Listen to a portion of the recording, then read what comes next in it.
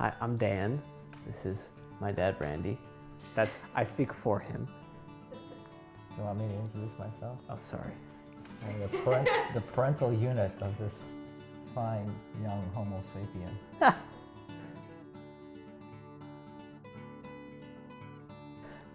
Dads, I think, are always viewed as superheroes when kids are young. Just that sense of they're going to do everything and always be there and always keep you safe. And Dad is, I don't speak for you, but Dad's diabetic, had a few transplants, lots of surgeries, pre-me and also in my lifetime. When I was growing up very young, I don't have any memories of that. So as I started getting, into early elementary school, and I started having memories, Dad still seemed like Dad. And I knew he was sick, but I didn't know, that didn't mean anything. Dad's sick, okay, no he's not, he's fine. I remember being in high school, Dad taught at the high school I went to, and I was in study hall, and I got called down to the office.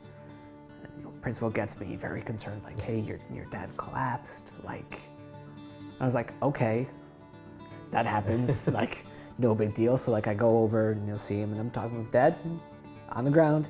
Yeah. You okay? Yeah. And I was like, all right, I'm gonna go back to class. He's like, all right.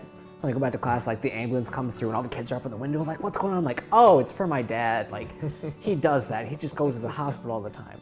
It was such a normal thing to expect Dad to die.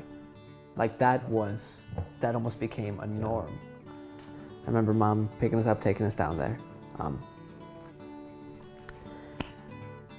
And Dad's pretty dark-skinned, which I don't know why that always sticks out to me, but I remember walking into his hospital room and just being crushed. Because your dad laying there, just pale as I've ever seen. These tubes, wires running away from him. And, able to roll his head over and look at me and not move much else. I remember scared to go by you. Because I didn't believe you were my dad. That's a hard one. Yeah. So I remember going through elementary school, through middle school, through high school. One, not expecting you to be there when I graduated. I give a lot of credit to my wife for holding the family together. When I would, come back from a transplant, it would be months before I was able to regain the position. And ironically enough, that's when Barbara and I had most of our arguments, is that transfer of power, when she was responsible for everybody, me more than the kids, and then trying to reestablish our roles. And so all three of our boys were impacted by that. Number one, I would say that all of them have become kinder people because of going through that, more compassionate. We can make it sound very easy, we have a great, perfect childhood upraising. We've gotten to a great place. We have a lot of good things.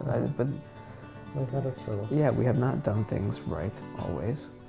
But I also think that that's kind of biblical humanity and what grace and forgiveness looks like. That you make mistakes. And that's okay. And not always immediately. Hey, friend! There it is.